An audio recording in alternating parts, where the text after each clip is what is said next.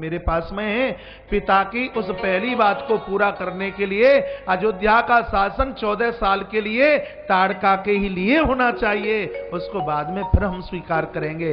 ये हिंदुस्तान की गद्दी महाराज, ये हिंदुस्तान की मर्यादा के खड़ाऊं भी राज सिंहासन को चला सकती है, चला सकती नहीं, चलाया है।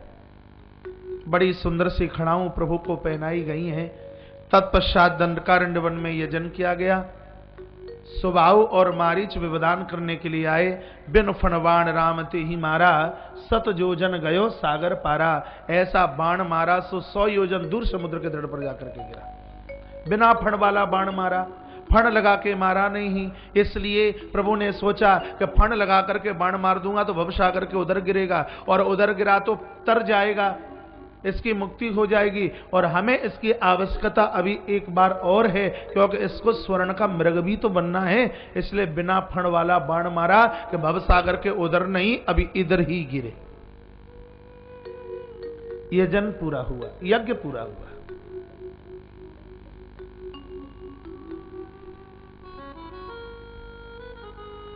यज्ञ की पूर्णाहुति हुई थी।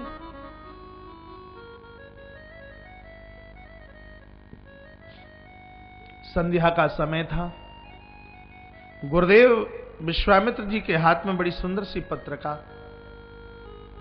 चिट्ठी पढ़ रहे थे। इतने में प्रभु राम आए और भगवान राम ने पूछा, गुरुदेव चिट्ठी कहां से आई है? कह दिया कि ऐसे ऐसे महाराजा जनक अपनी बेटी का भावी स्वयंवर करने के लिए जा रहे हैं, और उस स्वयंवर में जाने की तैयारी मेरी भी है। प्रभु राम ने कहा, इच्छा तो हमारी भी है आपके साथ जाने की। संतों के साथ चलने में बहुत आनंद आता है। महापुरुषों के साथ हम तीर्थ यात्रा करें, मठ मंदिर जाएं, सत्संग में जाएं, बहुत आनंद का अनुभव होता है, बहुत अच्छा लगता है, बहुत बढ़िया लगता है। प्रभु राम ने आग्रह किया।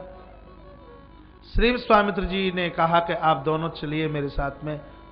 और ये तो दोनों बालकों को लेकर के आए ही इसलिए हैं क्योंकि प्रभु राम को जानकी से मिलाना चाहते हैं। जानकी है भक्ति, राम है ब्रह्म, विश्वामित्र है संत। संत तो भक्ति और भगवान को आपस में मिलाने का काम करता है। धनुष यज्ञ सुनि रघुकुल नाथा, हरस चले मुनिवर के साथा। बड़ी प्रसन्नता के साथ में चले हैं। इस चौपाई के माध्यम से कहना चाहता हूं, तीर्थों में जाओ तो घर लड़ के मत जाइए, झगड़ के मत जाइए। कथा सुनने के लिए जाओ तो घर में झगड़ा करके मत जाइए। मंदिर में जाओ तो घर में झगड़ा करके मत जाइए। हर से चले मुनिवर के साथा शब्द लिखा है। सत्कर्म करने के लिए जाएं आप, प्रसन्नता के साथ जाएं तो उसका कई गुना फल मिलता है। झगड़ा नहीं, कलह नहीं। कभी कभी कथा सुनने में कलह बहुत हो जाता है। पत्नी आई तो पति डंडा लेकर के खड़ा हुआ है, इसलिए तो हम कहते हैं कि दोनों चलो कथा सुनने के लिए, सत्कर्म दोनों कीजिए। पत्नी आवे कथा सुनने के लिए तो तैयार लड़ने के लिए दरवाजे पर बैठा, ओ मीरा भाई आओ आओ आओ, आइए मीरा।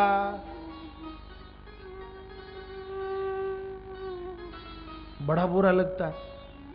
एक तो श्रीमान जी कह रहे थे कि हम देवी को कथा इसलिए नहीं सुनने देते, हमें डर लगता है कहीं बाई न बन जाए। बनता कोई नहीं है, सब बने बनाए आते हैं, सब बने बनाए आते हैं। और यदि कोई बन भी जाए तो घाटा क्या है फिर? कभी कभी माताएं भी बहुत परेशान होती हैं। साहबों को संतों के पास में नहीं जाने देते कि कहीं ये भी तुलसीदास जी न बन जाए। हर घर में यदि रत्नावली प्रकट हो जाए तो दुनिया के लोग निश्चित रूप से तुलसी के रूप में तो महाराज परिणत हो ही जाएंगे।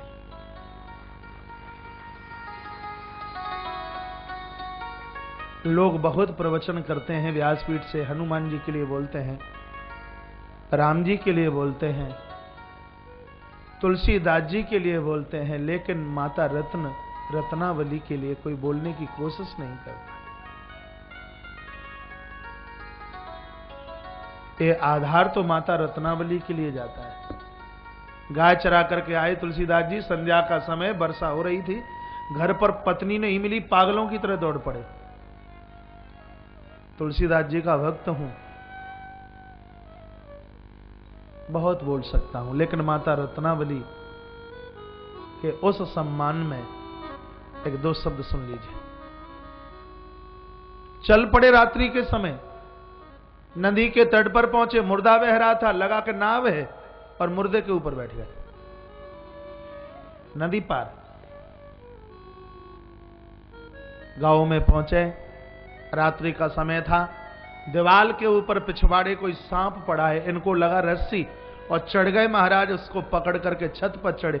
पत्नी सो रही थी, चादर उठाई, हमें बिना कहे चली आई। रत्ना की आंख भर आई, रो पड़ी है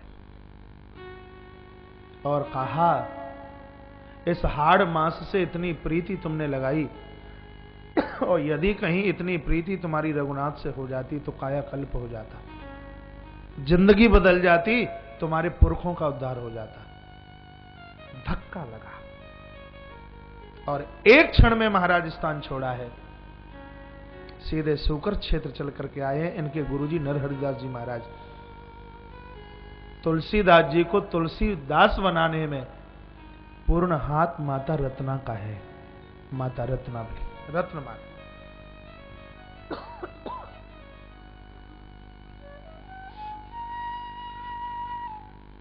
निवेदन दोनों मिलकर सत्कर्म कीजिए।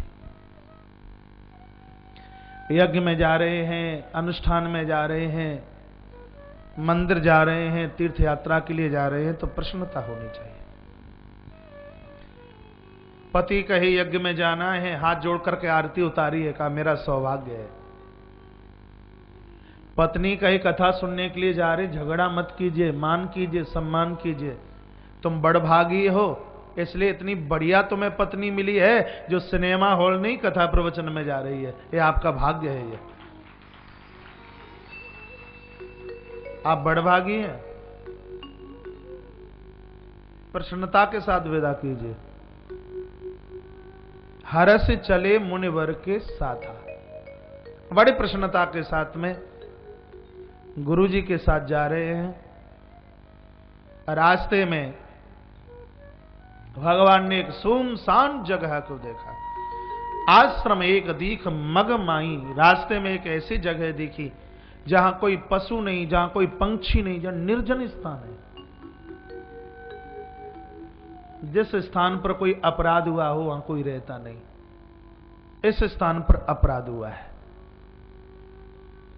कथा बहुत लंबी है। पत्थर की शिला को प्रभु राम ने देखा और गुरुदेव को पूछ ही लिया। पूछा, मुनि शिला प्रभु देखी। परमात्मा ने उस पत्थर की शिला को देखकर गुरुदेव को पूछा कि गुरुदेव ये बात समझ में नहीं आती, ये स्थान निर्जन, शून्य सा, खाली सा, रिक्त सा दिखाई देता है, बात क्या है? गुरुदेव ने कहा, राघव गौतम नारी श्रापवश उपल देह धर धीर। अपने पति महात्मा गौतम के अभिषिप्त होने से देवी अहिल्या पत्थर की शिला बन गई। अहिल्या बुद्धि है, ध्यान से सुने। ये कहानी वाली कथाएं आप घर रामायण में पढ़ लेंगे, इसकी असलियत देखिए। अहिल्या बुद्धि है। इस बुद्धि ने चंद्रमा और इंद्र की सुंदरता को देखा। गौतम महात्मा विवेक, तो विवेक ने श्राप दे दिया कि जा तू जड़ हो जाए, जा तू पत्थर हो जाए। जो बुद्धि भोगों का चिंतन करती है उसको आप जड़ की तरह समझिए, वो जड़ है। लेकिन किसी विश्वामित्र जैसे साधु की कृपा होती है तो उसकी कृपा से उस जड़ में महाराज चेतनता चल करके आती है। क्या कहा विश्वामित्र जी ने? चरण कमल रज चाहती, कृपा करहु रघुवीर। आपके चरणों की कृपा चाहती है। हे रघुनाथ, लंबे समय से तप रही है आपकी प्रतीक्षा में, इसके ऊपर आप कृपा कर दीजिए। भगवान प्रभु के चरणों की धूल रज उड़ती हुई इसका स्पर्श करती है। आज पत्थर की शिला में से अहिल्या अपने निज स्वरूप को महाराज प्रकट हो गई है। हाथ जोड़कर अहिल्या ने भगवान की कितनी सुंदर सी स्तुति की है।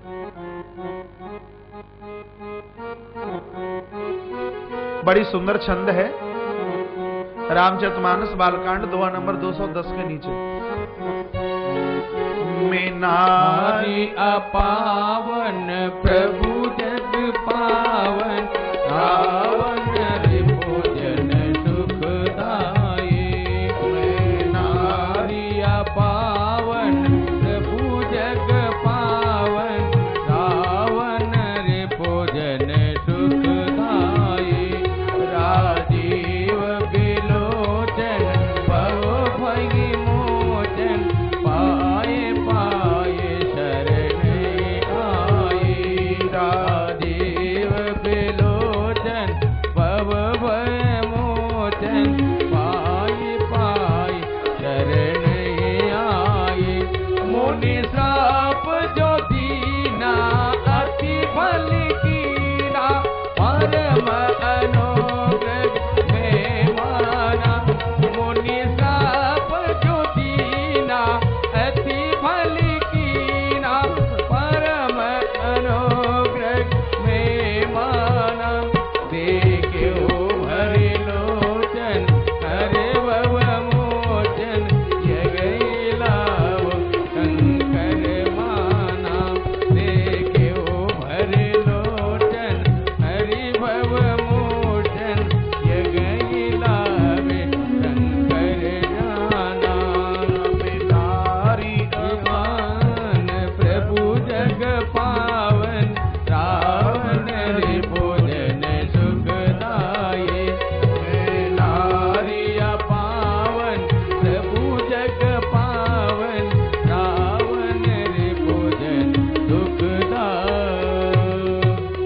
अपने निज स्वरूप में आती हुई अहिल्या भगवान के चरणों का वंदन करती है, प्रणाम करती है, कहती है आज अपावन को भगवान आपने पावन कर दिया, आज अनाथ को प्रभु आपने सनाथ कर दिया। मेरे पति ने तो मुझे श्राप दिया था, लेकिन वो आज मेरे लिए वरदान हो गया। प्रभु की परिक्रमा करती हुई सीधे पति के लोक को चली गई और भगवान ने सीधे गंगा जी में जाके स्नान किया। चले राम लक्ष्मण मुनि संगा, गए जहां जग पावन गंगा। दोपहर का समय था। गुरुदेव ने पूछा, राघव इस समय गंगा में स्नान करने की आवश्यकता क्या थी? कहा, मैंने अहिल्या को छुआ, स्पर्श किया, तो क्या हो गया? राम जी जगत को संदेश देना चाहते हैं, दुनिया को बताना चाहते हैं। जिंदगी का बस अंत चाहते हो तो ही को दृष्टि से बुरे भाव से किसी की नारी को ताड़ित करना, नहीं तो लिखा है कि सर्प का डसा हुआ व्यक्ति बच सकता है, लेकिन परस्त्री का डसा हुआ व्यक्ति बच नहीं सकता। बिच्छू के तो डंक में जहर रहता है, पर स्त्री के अंग अंग में विष है।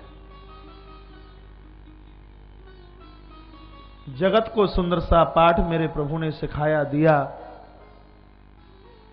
गंगा में स्नान किया, श्री लखनलाल को साथ में लेते हुए मेरे प्रभु आगे की तरफ चले हैं और वहां पहुंचे हैं जहां से अब नगरी मिथिला ज्यादा दूर नहीं है। मिथिला की सीमा पर प्रभु का पहुंचना हुआ। विश्वामित्र महामुनि आए, समाचार मिथिला पति पाए। मिथिला के नरेश महाराज शिरध्वज को समाचार मिला कि गुरुदेव श्री विश्वामित्र जी महाराज का आगमन हो रहा है।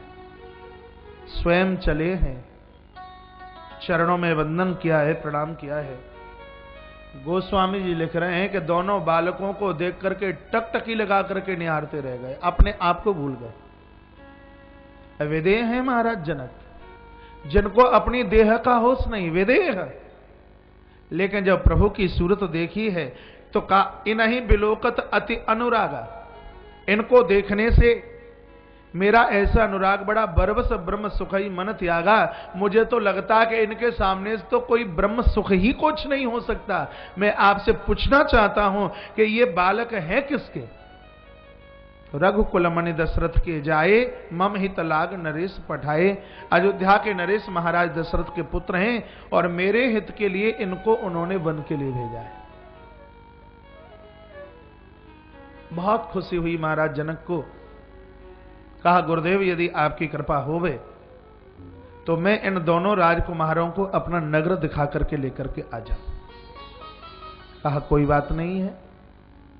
महाराज जनक ने दोनों राजकुमारों को अपने साथ में लिया है। माता जानकी का सुंदर सा कच्छ, सुंदर सा राजमहल, पूरे नगर को देख करके भगवान चले हैं। यहां गोस्वामी जी ने लिखा कि जुवती भवन झरोखन लागी, अपने अपने भवन की खिड़कियां खोल करके देवी देखने लगी प्रभु राम की सुंदर सी सूरत। एक ने दूसरी से कहा देखो कितने सुंदर हैं, कितने सलोने हैं। कयो सखी असको तनुधारी, जोन मोह है रूप निहारी। दुनिया में शरीर धारण करने वाला ऐसा कौन होगा जो इनके रूप को देख करके मोहित न होगा। करोड़ों करोड़ों कामदेव का सौंदर्य भी इनके सामने फीका हो जाए, लज्जित हो जाए। तब तक एक बोली जो आगे आगे बड़ा बड़ा सांवला सा है, जाकी मैया को नाम कौशल्या है। लखनलाल तो पास में ही थे। लखनलाल ने कहा प्रभु जी ये बड़ी मां का नाम लेती है तो जरूर ये हमारी ही अयोध्या की कोई नारी है, चाहे हमारी बहन होगी या फिर हमारी बुआ होगी। यदि तुम कहो तो ने कहा 2 मिनट जाते बात कर लें। राम जी ने कहा लखन ऊपर खतरा है, ऊपर मन देखना, दृष्टि नीचे रखना। लखनलाल कोशिश करते हैं गर्दन उठाने की, लेकिन भगवान मरोड़ देते हैं नीचे की तरफ। फिर थोड़ा सा और आगे की तरफ चले। तब तक एक बोली अरे तुमने जाकी मैया को नाम तो बताए दो, लेकिन तुम्हें जाके नाम की ना पता।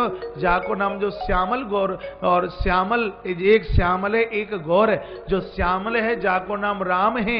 लखनलाल ने कहा निश्चित रूप से कोई हमारी है, मुझे थोड़ी सी बात कर लेने दीजिए। लेकिन राम जी ने गर्दन नहीं उठने दी। और फिर थोड़ा आगे की तरफ चले। तब तक एक बोली अरे हमें ऐसा लगता है जो पीछे गोरा गोरा चल रहा है ना, जाकी मैया को नाम सुमित्रा है और जाको स्वयं को नाम लखन है।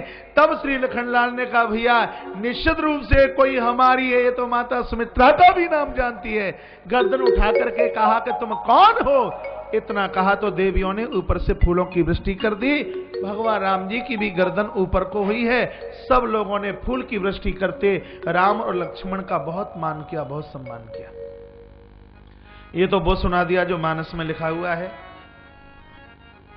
इसकी असलियत ये है कि मिथिला की देवियां हैं जीव, राम है ब्रह्म। ये जीव ब्रह्म का दर्शन करना चाहती है, लेकिन परमात्मा अपनी गर्दन ऊपर नहीं उठाते। अब ब्रह्म का दर्शन कैसे हो? वैरागी की प्रशंसा कीजिए। लखनलाल वैरागी हैं। जो ही लखनलाल का नाम लिया प्रभु राम की भी शकल ऊपर हो गई। देवियों को राम के दर्शन करने का सौभाग्य प्राप्त हुआ। इसका मतलब यह है कि जब तक जीवन में वैराग्य को स्वीकार न किया जाए तब तक हमें परमात्मा का दर्शन हो ही नहीं सकता। इन्होंने अपने आप को बहुत सराहा, हम बड़भागिनी हैं। ऐसे सुंदर राजकुमारों का दर्शन हमें हुआ।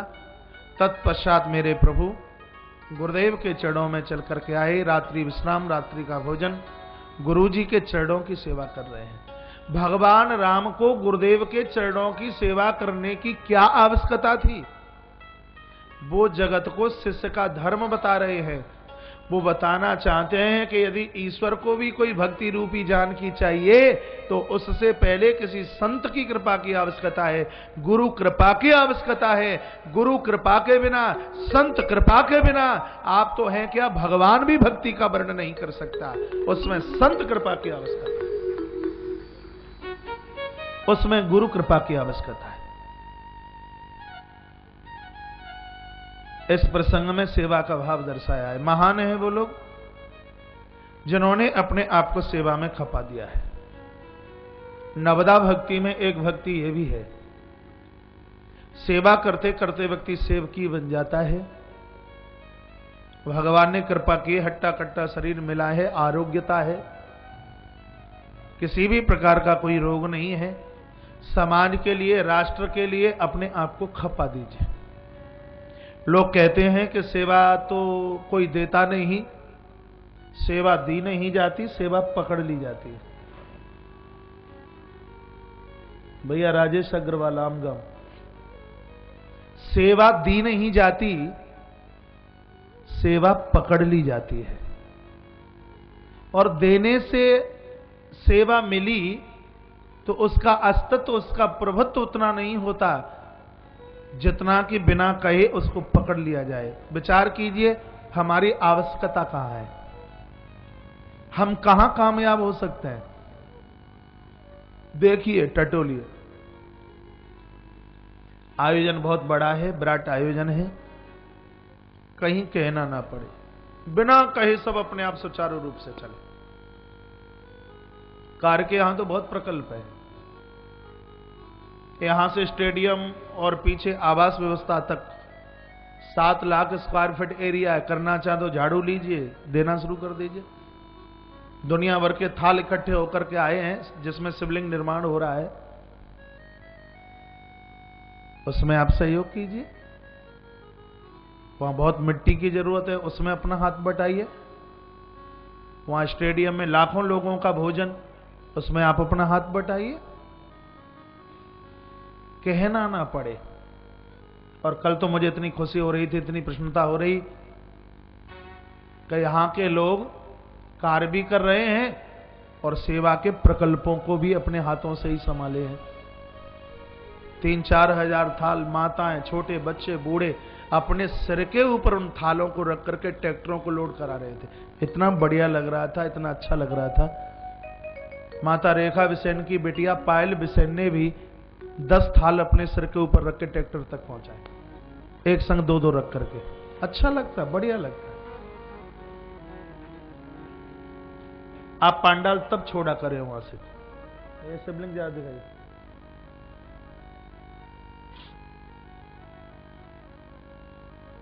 जब विसर्जन के लिए वहां से शिवलिंग बैनगंगा के तट पर, बैनगंगा के तट के लिए प्रस्थान करता है। यज्ञ बहुत भारी विराट है। कल यज्ञ में इतना आनंद आया, पूरा यज्ञ मंडपम 251 कुंड महाराज फुल थे, बिल्कुल इतना अच्छा लग रहा था, इतना बढ़िया लग रहा था। ऐसा लग रहा था कि देवता बिल्कुल झुक करके आ गए हैं बालाघाट के ऊपर। यज्ञ की आहुति देवताओं का भोजन है। ये श्रीमद् भागवत में लिखा है, अहो अमीशाम किम कार्य शोभनम। हिंदुस्तान के लोग अच्छे बड़भागी हैं, क्योंकि आहुति के माध्यम से सीधे ग्रास वो भगवान के मुख में डालते हैं। ये सौभाग्य हिंदुस्तान का ही है जहां लोग यजन के द्वारा, जप के द्वारा, भजन के द्वारा, प्रभु नाम कीर्तन के द्वारा, अपने सुंदर से कर्मकांड के द्वारा देवी देवताओं को वो प्रसन्न करता है।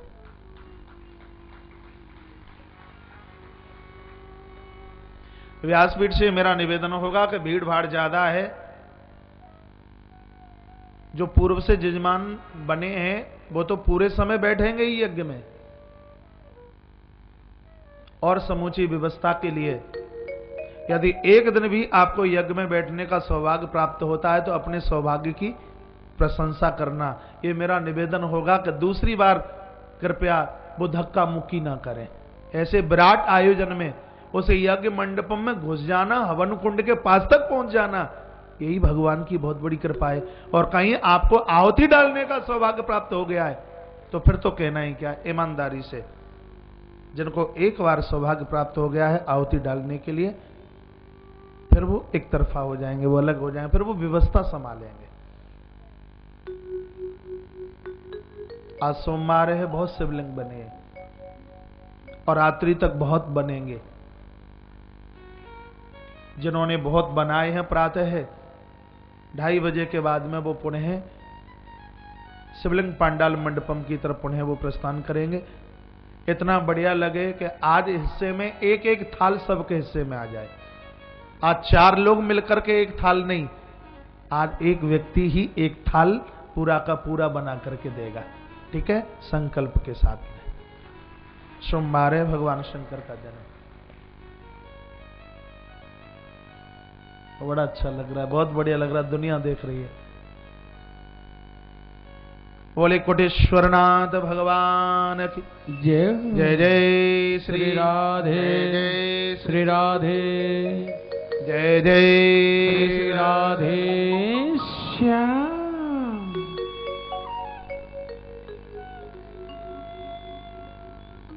आइए, सेवा की बात चल रही थी। मेरे प्रभु गुरुदेव के चरणों की सेवा कर रहे हैं। रात निकली प्रातः हुआ, उठे लखन निस्विगत सुनि अरुण सुखाधुनिकान, गुरु से पहले जगत पति जागे राम सुजान। लखनलाल जागे हैं, प्रभु राम जी जागे, गुरुदेव के चरणों में वंदन प्रणाम किया, स्नान किया, नित्य के कर्मों से निवृत्त होकर के मेरे प्रभु गुरुदेव के चरणों में चल करके आए हैं और कहा, गुरुदेव यदि आपकी अनुमति हो जाए तो हम पूजा के लिए पुष्प लेने के लिए चले जाएं।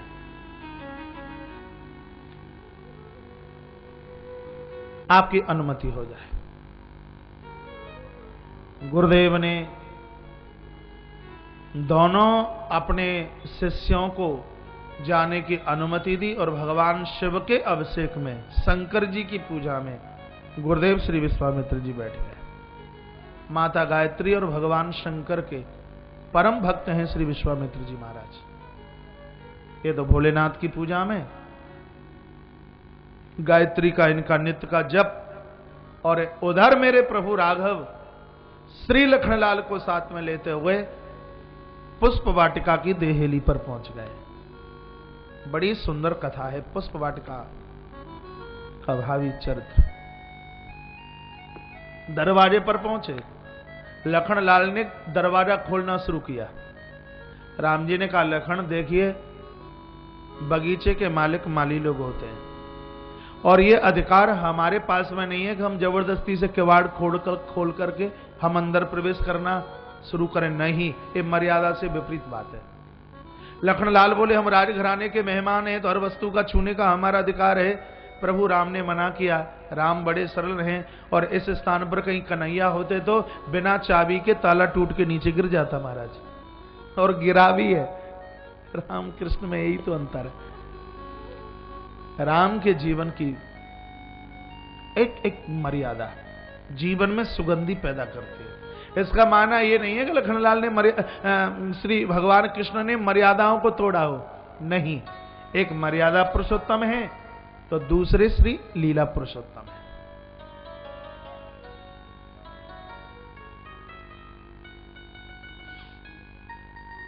बोलिए रामचंद्र भगवान की जय हो, शंकर भगवान की जय हो। जय जय श्री राधे, जय श्री राधे, श्री राधे श्याम। महाराज जनक की हृदय की वाटिका का नाम है पुष्प वाटिका। महाराज जनक का सुंदर सा मंदिर इस पुष्प वाटिका में है और वहां अंबा की प्रतिमा लगी हुई है। एक क्षण के लिए आप भी अपने हृदय को मंदिर बनाइए और परमात्मा को कहिए, भगवान मेरे इस सुंदर से मन मंदिर में आप आकर के बैठ जाइए। आपके पूजन के लिए ही तो मैंने इसका सृजन, इसका निर्माण किया है। तेरे पूजन को भगवान। आइए एक क्षण के लिए गुनगुनाते हैं और फिर इस पुष्प वाटिका की कथा में प्रवेश करते हैं तालियों के साथ।